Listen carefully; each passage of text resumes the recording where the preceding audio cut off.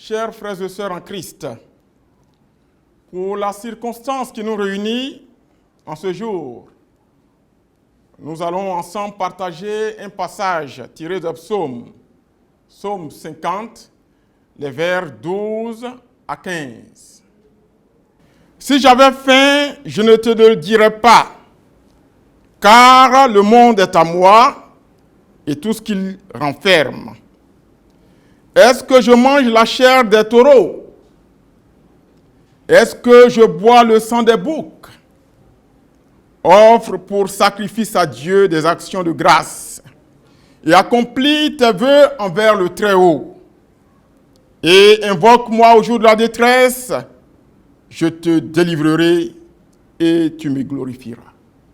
Frères et sœurs en Christ, au moment où nous sommes confinés, cloîtrés dans nos maisons, au moment où il nous est impossible de nous retrouver dans nos temples pour adorer Dieu, le prier ensemble, Dieu nous rappelle qu'il règne encore.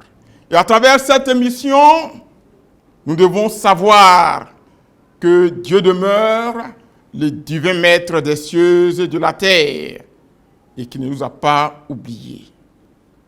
Aussi avons-nous choisi de nous exhorter sur le passage des psaumes, chapitre 50, les vers 12 à 15, où précisément au 15e vers, il est écrit ceci: invoque-moi au jour de la détresse, je te délivrerai et tu me glorifieras.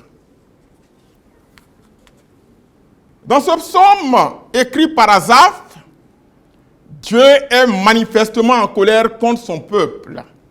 Pour Israël, les sacrifices d'holocauste, de taureaux, de boucs sont des sacrifices qui font plaisir à Dieu. Il n'en est rien en effet. Dieu déclare que les animaux des forêts sont à lui, de même que les bêtes des montagnes. Les oiseaux des champs sont à lui, et il peut s'en servir à sa guise. Ce ne sont donc pas les sacrifices d'animaux à lui offerts par Israël, à ce sacrifice qu'il prend plaisir.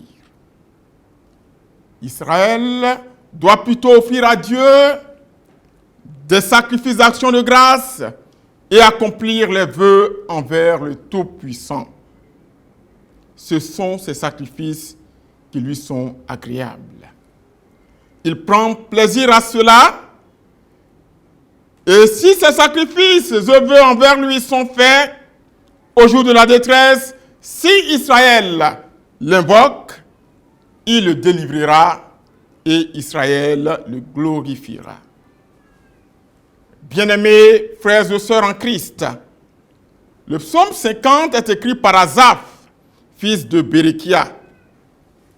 C'est un lévite, chef d'orchestre, qui se joint aux autres à l'orient de l'autel pour louer l'Éternel.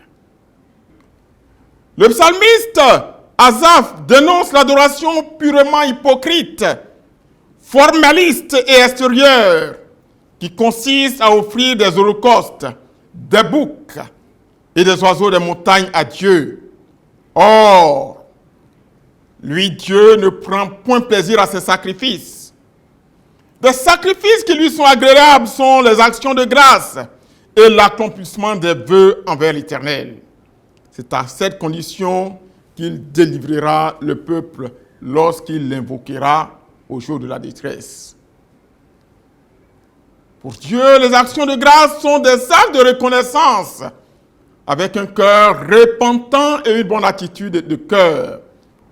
Aussi, sous la nouvelle alliance, l'action de grâce, c'est que le peuple de Dieu le loue et le remercie plutôt que de lui offrir des sacrifices d'animaux ou des offrandes végétales. Les croyants donc doivent offrir à Dieu des sacrifices de louange et de reconnaissance qui sont des fruits de leurs lèvres, qui confessent son nom. Hébreux 13, verset 15. À cette condition, seulement à cette condition, si son peuple invoque au jour de la détresse, il le délivrera et il sera glorifié. Bien-aimés frères et sœurs en Christ, invoquer Dieu, c'est crier à lui, le prier. Une situation de détresse est un moment pénible où l'on se sent abandonné. L'on se sent dans la solitude, dans le danger. Et Dieu qui délivre l'homme en situation dangereuse, l'en fait sortir et lui redonne un avenir radieux. Frères et sœurs en Christ, les situations de détresse dans la vie d'un homme sont diverses. Il peut s'agir d'une situation d'extrême pauvreté, de maladie, de chômage, de pandémie, comme c'est le cas aujourd'hui. Et les causes peuvent aussi être diverses. Nous sommes tous les jours enclins au péché. Aussi, n'offrons-nous pas à Dieu des actions de reconnaissance et de louange, et cela peut susciter la colère de Dieu. Pour cela, bien-aimés, nous devons nous repentir sincèrement. Pour que Dieu nous délivre de nos situations de détresse, il nous faut finir ou fuir le péché sous toutes ses formes, à savoir l'idolâtrie, l'impudicité, l'ivrognerie, la médisance et pratiquer l'amour de Dieu et de son prochain. Nous devons également revoir nos manières de faire des sacrifices d'action de grâce à Dieu et privilégier les actions de grâce de reconnaissance à Dieu par la louange et l'accomplissement de nos vœux à l'Éternel. La Bible ne dit-elle pas que le salaire du péché, c'est la mort et que le don gratuit de Dieu, c'est la vie éternelle? Romains 6, verset 23. Non! La main de l'Éternel n'est pas trop courte pour sauver, ni son oreille trop dure pour entendre.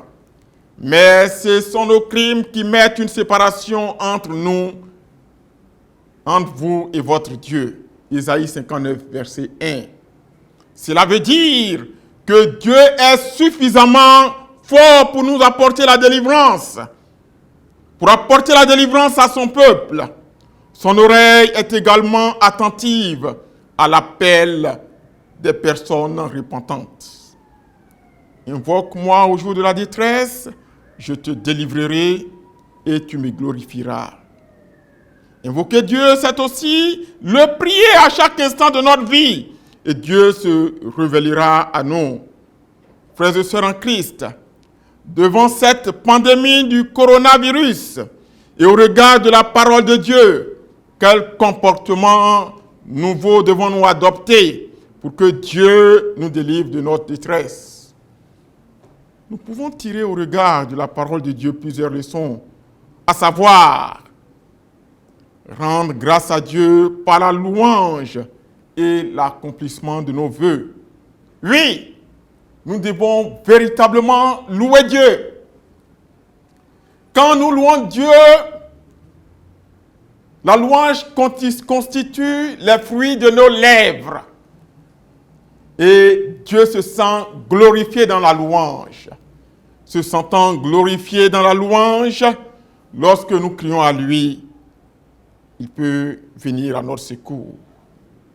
Également, lorsque nous faisons un vœu à l'Éternel, nous ne devons pas tarder à l'accomplir.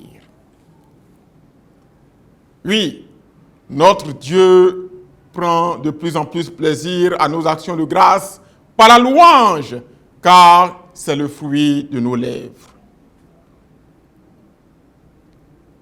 Nous devons nous éloigner du péché, car péché, c'est désobéir à Dieu, transgresser ses lois, et en agissant ainsi, nous nous éloignons de sa grâce.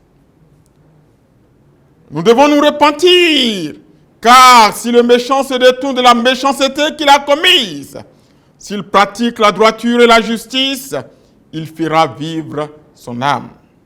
Frères et sœurs en Christ, Dieu règne éternellement sur nous. Et dans le règne de Dieu, il ne se vit pas. Il est lent à la colère et riche en bonté. Jamais son amour pour nous ne s'endort. Dans les difficultés de toutes sortes, il se tient à nos côtés et nous soutient.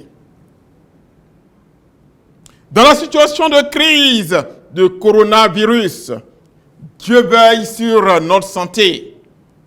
Aie foi en lui et confie-toi également à lui et il te préservera de tout mal. Invoque l'Éternel au jour de la détresse et il te délivrera et tu le glorifieras. Dieu bénisse sa parole pour le bien de nos âmes. Amen. Éternel notre Dieu, notre bon Père, nous te confions notre pays, la Côte d'Ivoire. Père éternel, nous savons que lorsque le juste souffre, tu l'en délivres toujours. Éternel, jette un regard favorable sur la Côte d'Ivoire. La Côte d'Ivoire qui est presque paralysée. Oui, parce que l'école est fermée. L'accès à certains lieux est difficile. Divin Maître des cieux et de la terre, toi qui es lent à la colère et riche en bonté, jette un regard favorable sur les Ivoiriens.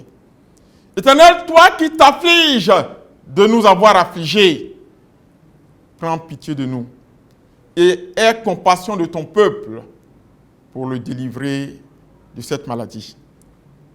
Nous prions également pour le monde entier.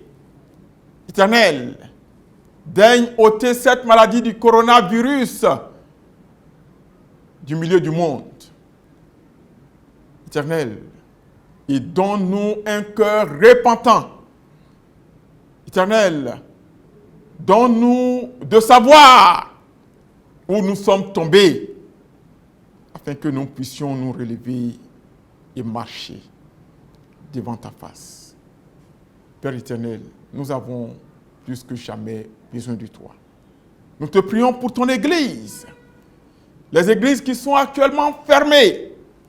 Éternel, donne-nous de connaître l'ouverture de nos temples, pour que toi qui sièges dans la louange, pour que toi qui veux que nous te rendions grâce, par la louange qui est le fruit de nos lèvres, nous puissions véritablement te louer. Éternel, prends pitié de nous, prends pitié de nos états, et Éternel, conduis-nous dans la guérison totale, au nom puissant de Jésus. Amen.